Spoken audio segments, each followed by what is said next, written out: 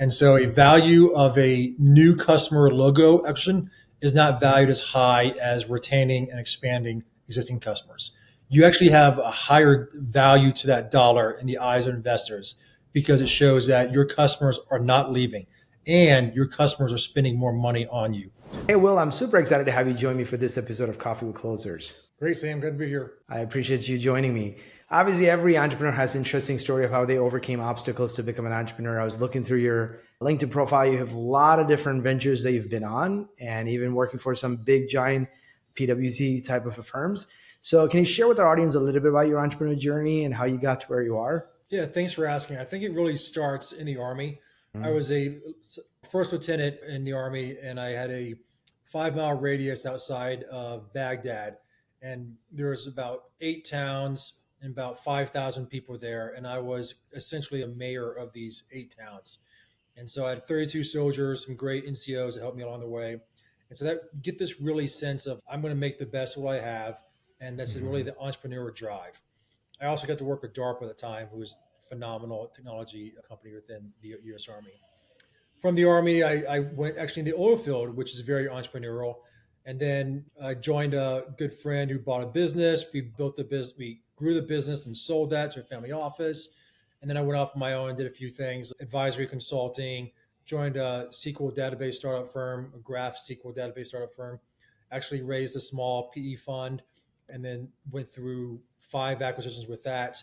And then I decided to go, I wanted to be back at a larger scale and went to PwC's M&A team, where I did over $25 billion of M&A acquisitions from 21 through 23 during the height of the M&A activity. And this all focused in SaaS and tech. And now I've gone off on my own again to help SaaS companies become exit ready and to grow the valuation 18 to 9 to 6 months in advance before the exit. Yeah. So, I mean, it's an interesting journey. I appreciate you serving our country. Thank you for doing that. And I've seen a lot of people having military as kind of their early start. And that gives you a lot of discipline in life on how to deal, especially as an entrepreneur, right? And do you think it has prepared you well for entrepreneurship? Yeah, it's about the discipline. It's about the level of responsibility and scope.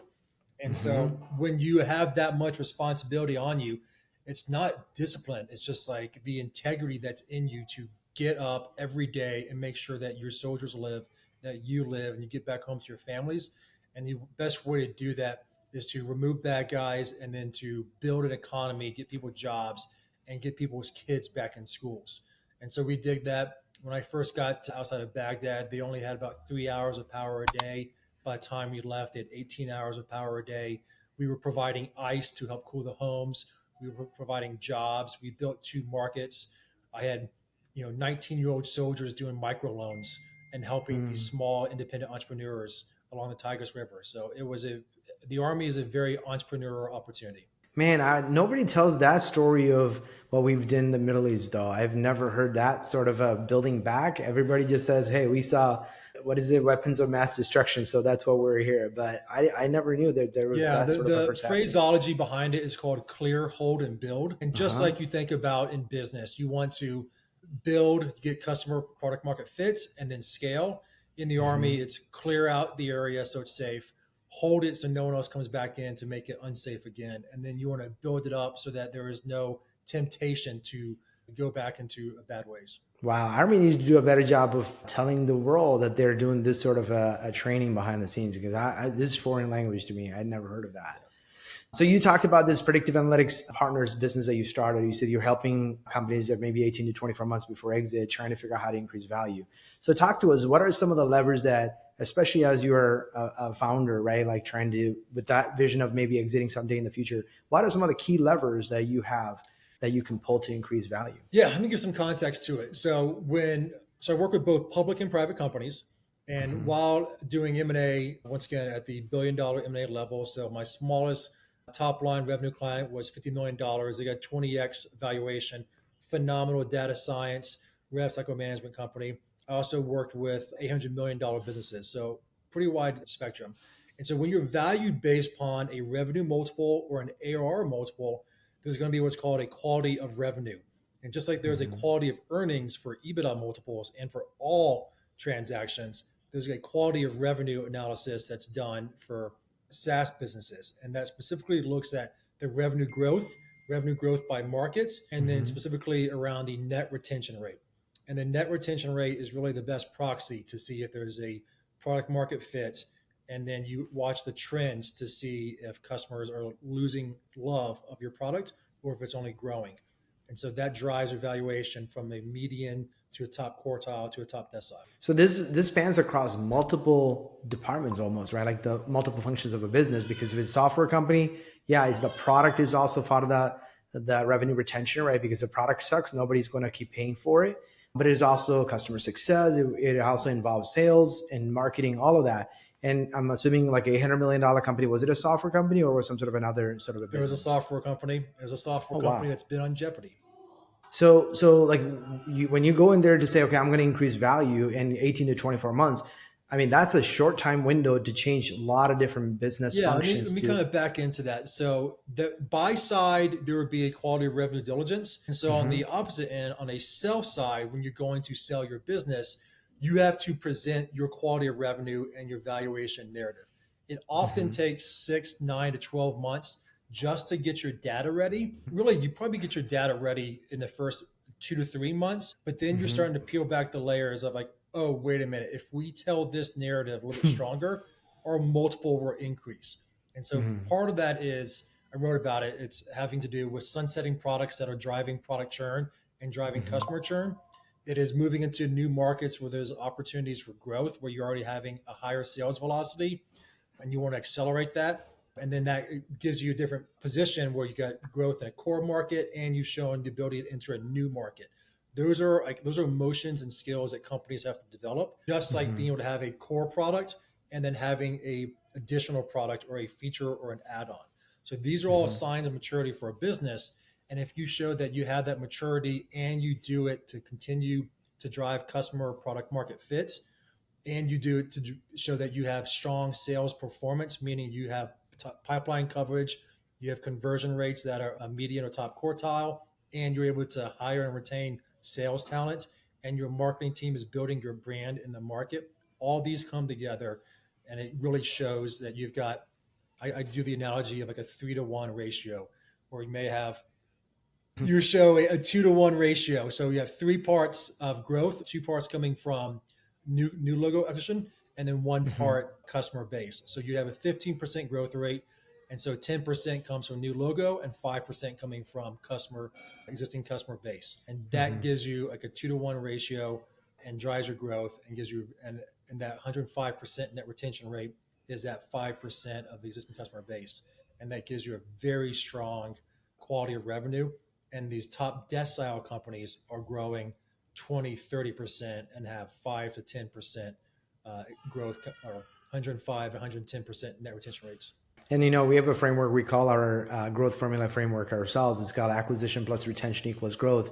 And we didn't even think about it from your perspective. What we've seen just serving hundreds of customers, we have a lot of manufacturing clients. What we saw was manufacturing clients are so good at retaining, because most manufacturing company, once you hire contract manufacturers, you establish good terms and you have a quality of controls, you have time delivery, consistent delivery, and they're good output, right? And you don't want to change that manufacturing supplier because you're like, that's it, that's our go-to partner.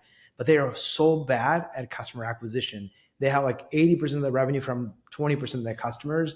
And if one of them cancels, they're like, oh my God, our contract is gone. There goes our a large of money, right? And that's where we saw acquisition was a problem. We have a lot of SaaS companies where we had the biggest retention problem. They had amazing acquisition play. Like they had sales motion, marketing motion, driving an unbelievable amount of inbound demand and leads. And they do a great job of demos and closing deals, but they had a poor management of post sale. Like they didn't know what to do with the customer product marketing, retention campaigns, soliciting reviews, all those different things that they do a very poor job of. You think like these guys are tech guys that you would know, that will know a lot more, but it was not the case. So we kind of saw these two sides of the challenge, and we said acquisition plus retention equals growth. Because if you don't do both at the same time, you're not growing. Either you're shrinking or stagnant.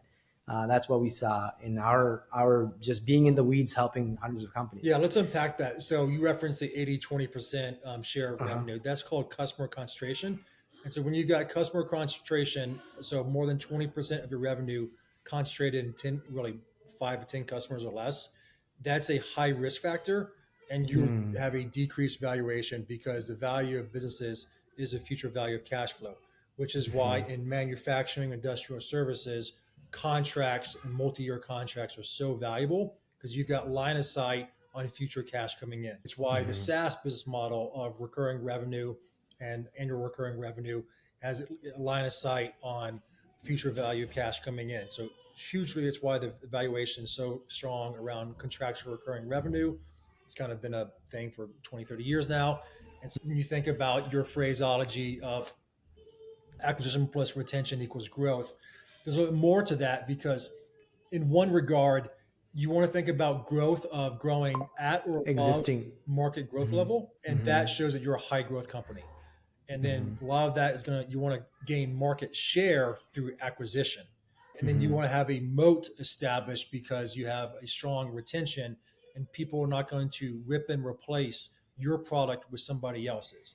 The era Hmm. of AI, that is happening all the time. Like Hmm. that's what's scary right now. And I think we're at this era of AI, we're going to be very focused on retention more than anything. Because now we know it's so hard to acquire a customer and we're looking at 6 to 9 month sales cycles extending out because everyone's like, what do I buy? Where do I put Hmm. budget when everything changes every month?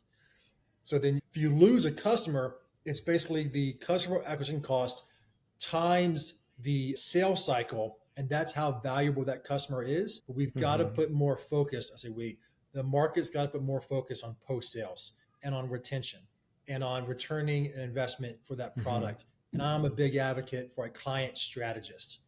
So you come in and not just help you with the product, but you help the company grow. Because the purpose of every business is to create great customers, and that's with getting them in the door and helping them grow to become great customers. We wanted to simplify the equation because, when you're trying to explain to a prospect, you didn't want to complicate it. But originally we were like retention plus expansion. We're like, man, this is too much because you have to also expand within the existing accounts, right? Which is like not just retain, but you got to grow. But yeah, those are some great concepts. I think going back to what you said earlier, so you were talking about kind of the different levers that you do, and you had this. You said your smallest one was 50 million, the largest SaaS company was 900 million. Were there any sort of surprising factors that you found? Like, man, I expect a $900 million company to be much more in tune with these kind of key metrics and levers that they should be looking at. Well, the $800 million revenue business we looked at, it was a very well known business and it got a very low valuation. And Mm-hmm. they, in short, they're such a large company. They had so many different systems and tools and procurement processes in place that they didn't. So it's called variance analysis. When you look at something changes, right? It's a common financial basic 101 finance term. And anything that was below 5%, they just didn't care about. So a 5% swing across multiple business lines for $800 million business, you had a lot of variances, a lot of swings. And that kind of created this culture of, oh, it's okay. Oh, it's okay. But when it came time to really understand what's happening in the business, they Mm-hmm. could not explain their narrative, like the customer narrative. They couldn't explain the market narrative. They couldn't really hold water around their growth or valuation narrative because you always had these, 5%. What they thought was, no, these are signals across your market that people do not love your product. Your net retention rate was down below 90%. It was really poor. They were valued based upon their brand name, their technology. Actually, a subsidiary they acquired was very exciting. And so that's why eventually this business got acquired for 1.1x because it had a $50 million business within it that had some great technology, and once again it was in a market that was high growth and high need. So that was one thing.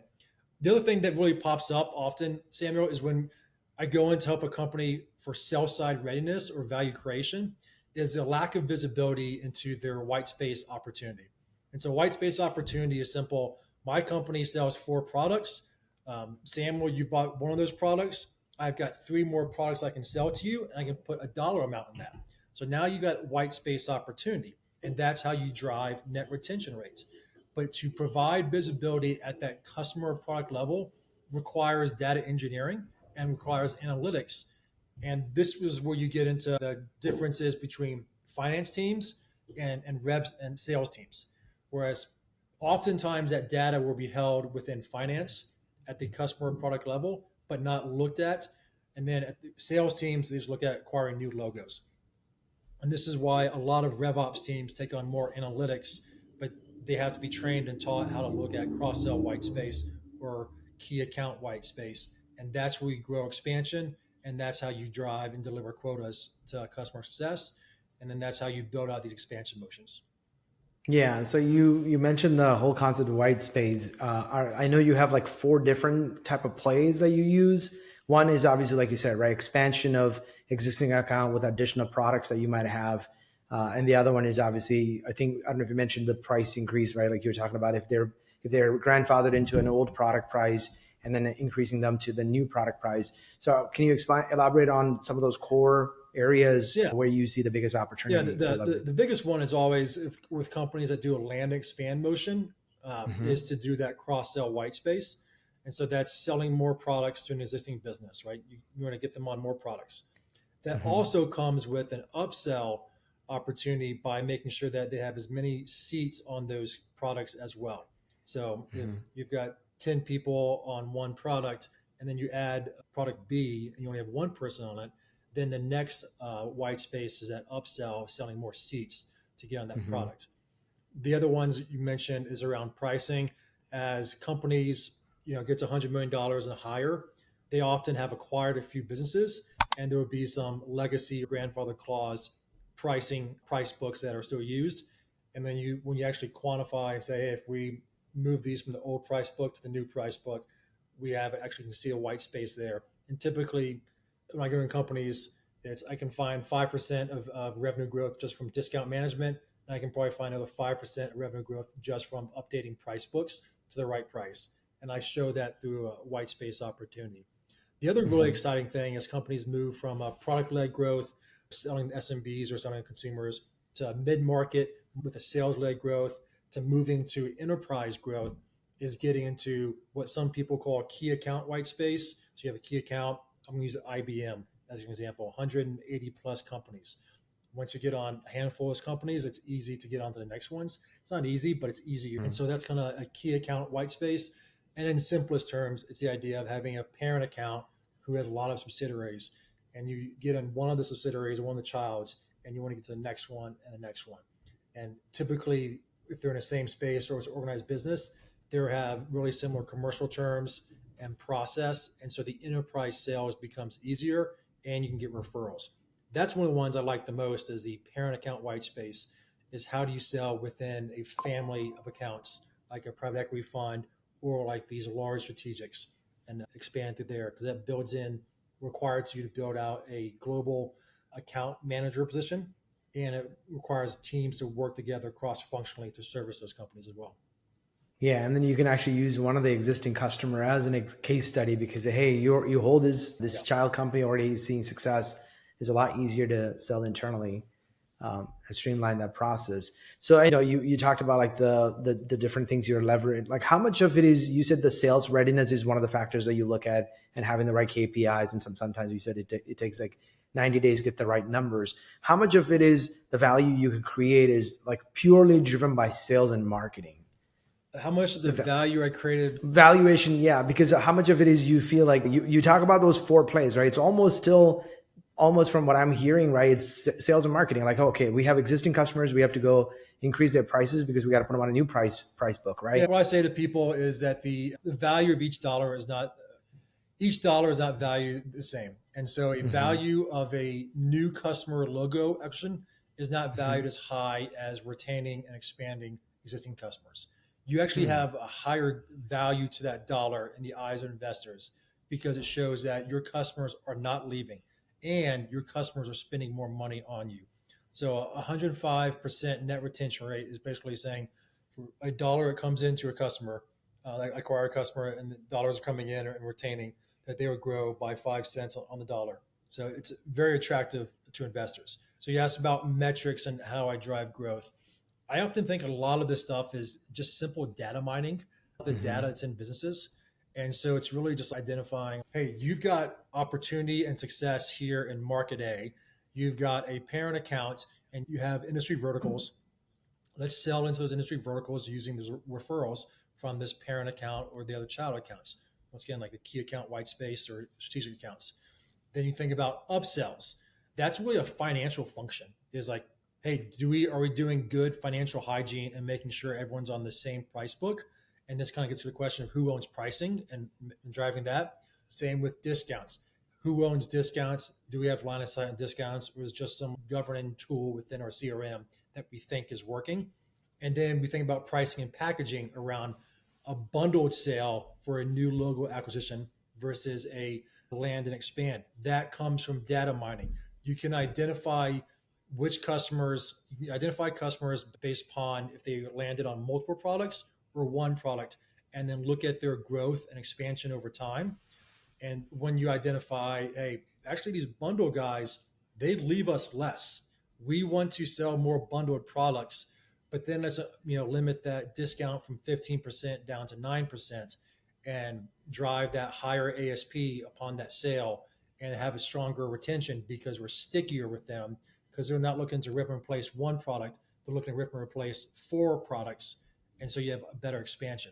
So it's a lot of it is, you know, kind of throwing around these terms. It's like go to market financial metrics, understanding pricing and packaging, growth rates within markets, and then kind of marketing is kind of the idea there of like, which markets are growing and which ones that you have the ability to be a top 2 player in. And then we think about just sales performance of making sure that you're enabling your sales reps with the right information to go expand across key accounts and to expand accounts for both a cross-sell perspective of new products and to really know your customers and say, hey, I saw you hired someone recently. Let's talk about moving you up from 10 licenses to 15 licenses because it looks like you've got a few more job postings out there and really working with that account. Based on everything you're describing, I mean, what you offer at predictive analytics is a very complex service because you're a data part, you're doing a lot of data analysis, probably even some technology recommendation if they don't already have the right technology in place. And then you're making business strategic recommendation on what they need to do. It's a very complex business. So how are you approaching your business? I know you had multiple ventures before, and you've obviously helped a lot of companies exit or do the mergers and acquisitions.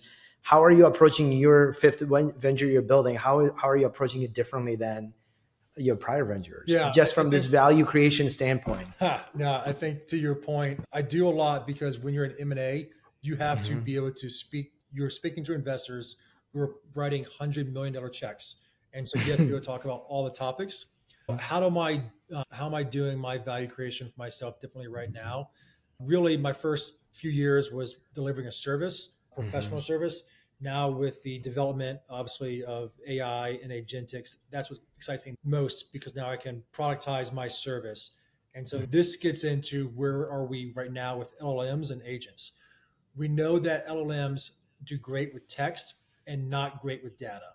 And so in order for a LLM or an agent or an AI tool to be able to really give you advanced analytics and strategy, you have to not only build a data model, aka a database and some relationships or a graph data model, a graph database, but you need to build a semantic layer on top of that so that it has business terms and commercial terms. So when you ask a question of who are my best customers, well, one, it should come back with, okay, do you want to do a recency frequency monetary analysis? Do you want to look at it by net retention rate? Do you want to look at it by growth rates? It should ask you those questions. And then it should be able to go in using those metrics of who has the highest ASP, who has the highest net retention rate, who has the highest year-over-year ARR growth, or who has a 3-year or 5-year CAGR, it's higher. It should have those metrics built in at a semantic layer through calculations, looking at the data model. And that's what I'm building right now. I'm having so much fun. And these are things that a lot of LLMs and agents out there cannot do.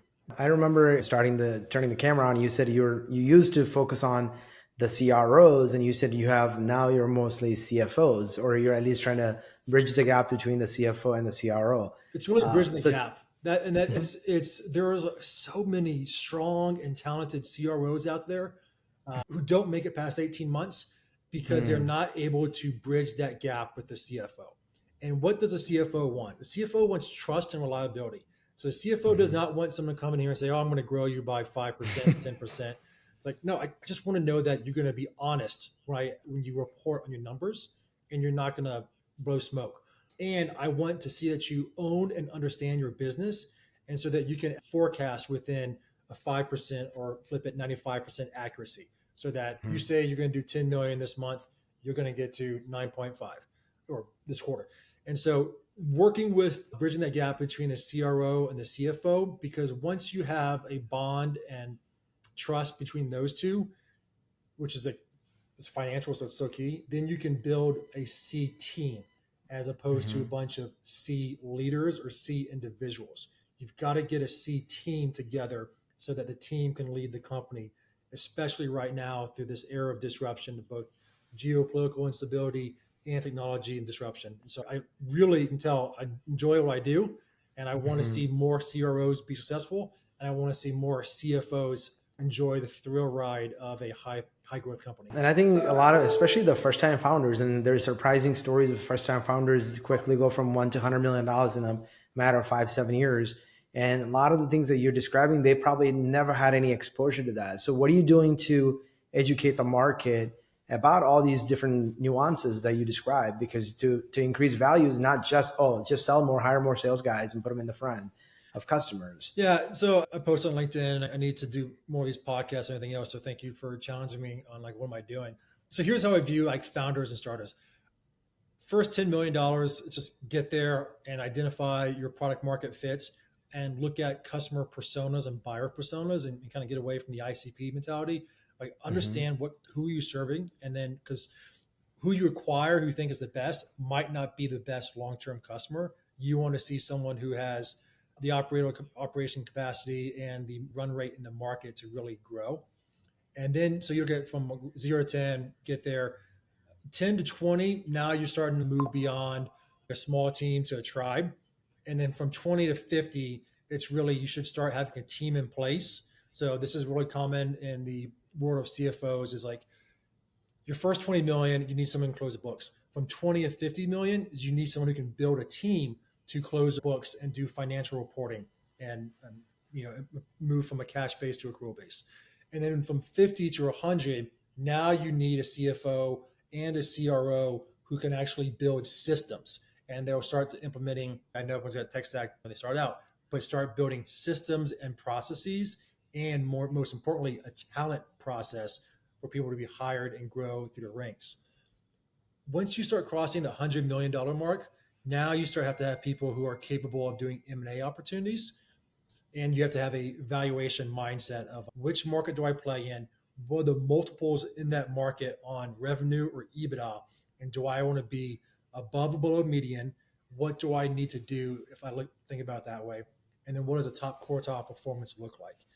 And so for founders starting out like this, they're going to have investors. They should ask investors this question of, hey, we're in this market.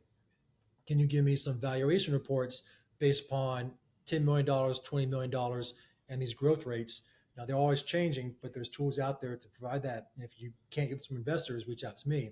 And they should always be thinking about, how do I drive the valuation of my company to be a top decile valuation company so I can deliver on my employees for all their hard work? And they need to have line of sight on that, and they need to have line of sight on the metrics and the stages to get there. I know in prior conversations when you and I had it, you said especially when you're looking at M&A, there's like a bolt-on strategy Yeah. versus a platform strategy. Can you elaborate on that a little bit? Yes. What market are you in? Mm-hmm. Let's just start with, you're in market A, and market A has a 10% year over year growth rate, right? And so if you're growing above 10% year over year, meaning you're growing your revenue more than the market, faster than the market's growing, you're gaining market share faster than your competitors, and the market's growing. So that's great. You have the chance to be a platform. So a company that a private equity fund would look at and say, they're going to be a potential, top 20 player in this market. We think there's a there there. Now, if Mm-hmm. you're growing below market rates, then you're like, okay, I'm probably just going to be acquired and just consumed, and probably have some of my employees that go. So then you'd look at going into a different market where you may have some inroads or had a beachhead. And if you're growing in market B, call it growing at market B is growing at 5%, but you're growing at 7%. Now you can gain market share in that market and you're now having a position where you could be a top 20 or top 10 player in that market. So why? So that we call it a bolt-on strategy, because the platform is growing in the big market, but they know in order to grow by larger leaps and bounds, they need to have a presence in other markets. So they can try to do it on their own, or they can grow through acquisition and buy with this, smaller company in a smaller market but high growth rates, and bolt them on. So now they would have 4 products in market A and probably 2 products in market B, and now they're touching, once again, multiple markets and verticals. And so that's a bolt-on, and that bolt-on will have a lower valuation often because it's a smaller market, but you're positioning your company to be acquired because they're doing something valuable, as opposed to I'm just buying you for market share in market A, or just buying you for EBITDA in market A, and just kind of growing and consuming you, as opposed to actually merging with you. Yeah. And when you say bolt-on, do they normally remain as independent software companies as separate Yeah, products? great question. So it Mm-hmm. depends on the acquirer.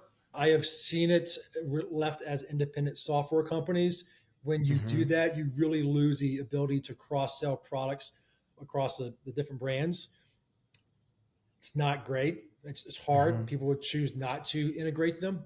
I actually think that if you're going to be acquired, you should always make sure that you have a working and professional relationship with the acquirer. Yes, it's still transactional, there's still a lot of money involved, but you're still going to have 2 years before your earn out or your kicker comes in. And so I actually I do post merger integration also, and I'll when a company is bolted on. And often what you find is these smaller companies are more nimble, and their culture actually kind of helps influence a culture of the acquiring company, because they're just Mm-hmm. faster and more nimble at things. So typically a PE fund will find a target platform around $40 million, and then go find 2 or 3 $10 to $20 million targets for bolt-ons in adjacent industries or markets. And then that's how you get to $100 million, because each one's growing around 10%. And then you bolt on 3 or 4 over the course of 2 years, and you integrate. So now you go from a $40 million initial acquisition to now you get a $110 million platform that had these 3 integrations brought in, and now you have a very attractive business. And now you're actually, once again, at that growth rate and revenue rate that you can be valued higher. It's an interesting, all these different things that happen. Always, when you buy a software, you're just buying a software, but there's just an entire, you said, you got to build an M&A team behind when you get to a certain revenue, right? That's focused on, hey, I got to expand beyond what I'm able to do organically. What are my inorganic growth strategies that I got to employ, which is pretty crazy. Yeah, I mean, I'm Sandra, also, it's you ask a question, why do you love this so much? Is once you start understanding multiples, and the mm-hmm, fact that, okay, I I haven't looked at them recently, but I think a median multiple right now is between 9 and 12x of revenue for a software mm-hmm, business. That's great. That means if you're yeah, $10 million, you're making 90 to $110 million, acquisition on that. That's very attractive. But if you go mm-hmm, from 10 to 20 at a higher growth rate, and now you maybe get up to 15x multiple, it gets really exciting. And so these mm-hmm. are kind of things that just, okay, all this hard work, I want to make sure I have a return on it. And I want to get the highest return ratio It's possible. kind of crazy, just the multiples that you're talking about. I know, I think, wasn't the Slack acquisition was one of the largest in the space for $14 billion or something? And I heard just recently Google bought one of the cybersecurity platform for $500 billion or what, 55 billion. Can't remember. It was some massive number. I was It was an involved Israel. with one of Google's acquisitions back in 2022, I think it was. They were it was Mandiant. I mean, they bought them for, I think it was $4 or $5 billion, the Google Yeah. acquisition of Mandiant. Huh. And that was a very exciting acquisition because it had to do with Google's cloud platform.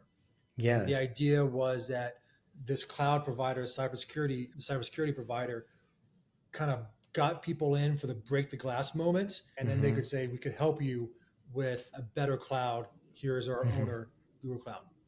Yeah, I think they may have had another recent They did exit, one. ease, Yeah. ease an acquisition from an Israeli cybersecurity platform, which was, I think, it's 55 billion or something. It's some crazy number. Yeah. I mean, Just wild. yeah, Israelis know how to Um, build great companies. So yeah, especially in the cybersecurity safety space for sure. And I'm also seeing a new play, which is the ecosystem plays. Like obviously HubSpot has this marketplace with almost 3,500 apps, and Salesforce definitely was the first to kind of pioneer this model. What do you see that as a play to increase company value? Because you have a lot of other softwares plugging into your software. which makes yours more appealing to customers? Yeah, I think it's two parts, right? It's first one thing is the network effect.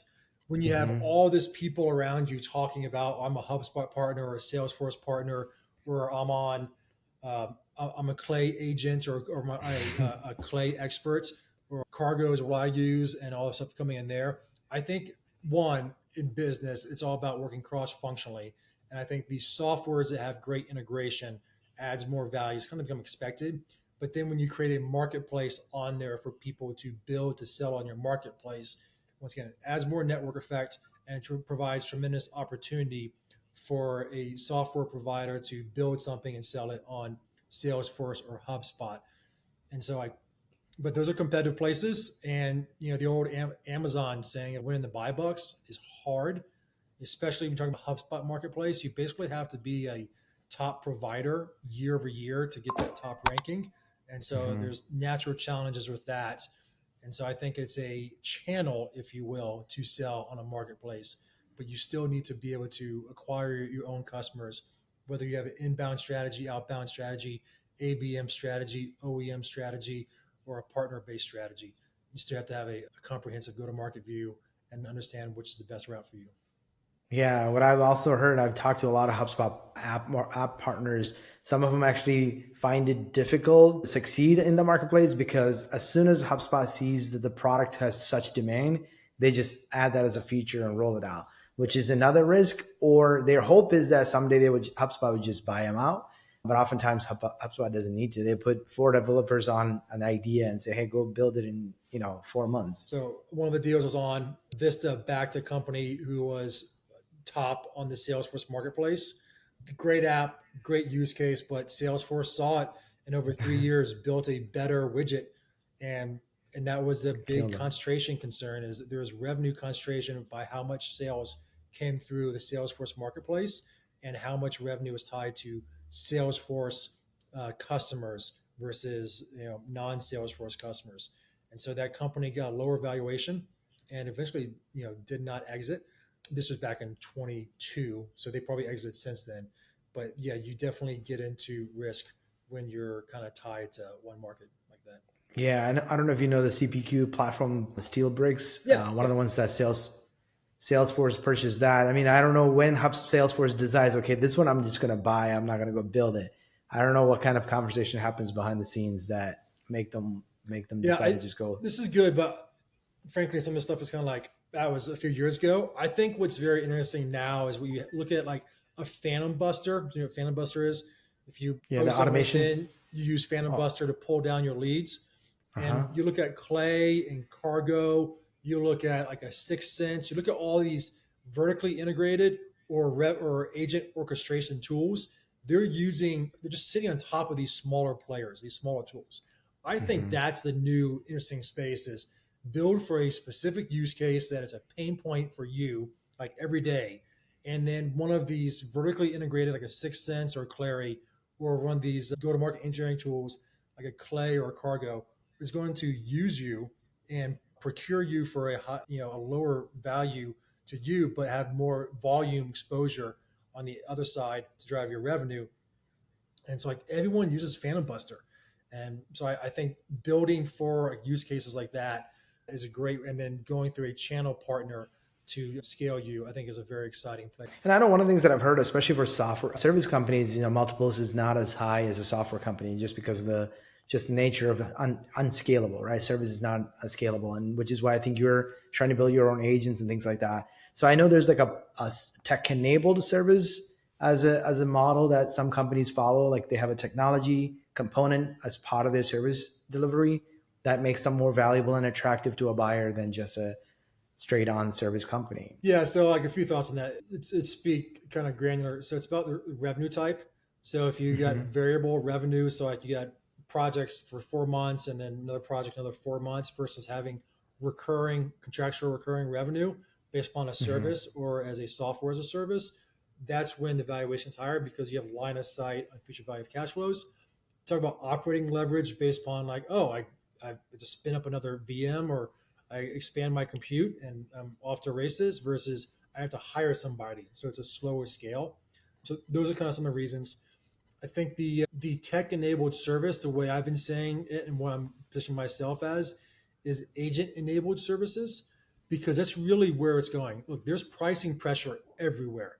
Everyone should recognize it. If you're trying to raise prices, you're going to be in a hurt box. You need to become more efficient and deliver better customer service, and that needs to come from an agent for your productizing your product or service, make it very efficient, and having easy access to documentation and support to understand how to do stuff, with the idea that you have a guardrail that says, hey, Samuel, agent's not going to answer your question, but here's Will's phone number, here's Will's Calendly link, and he'll answer it for you, and be able to know how to handle that component.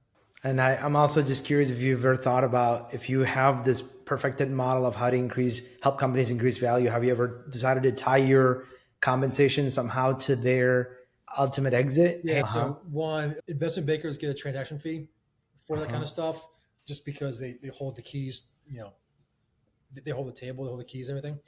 Value creation advisors don't get that opportunity.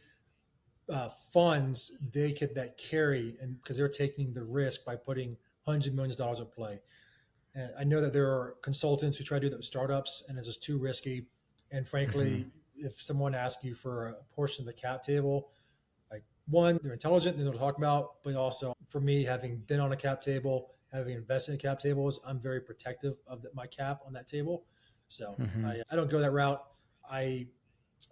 It's just not a path I've gone down, because it's very challenging. But it could be very lucrative if you have a couple of people that are willing to take you upon. I might be 18, 24 months away from probably seeing the money, but it could be a very good payoff. What's that? So I'd be open to it. I have not tried to position or pitch that. So yeah, because I'm sure they have to think about all the shares and how it all gets allocated and things like that too, right? It's not that easy. Well, certainly I enjoyed the conversation. In closing, knowing what you know today, what advice would you give the younger Will Sullivan? I think the earlier you know that you're going to be an entrepreneur, the better. And don't try to fight who you are. And then recognize that you just need to start planning for your entrepreneur path and roadmap. And so that's working, getting a little runway, and then getting the right industry exposure.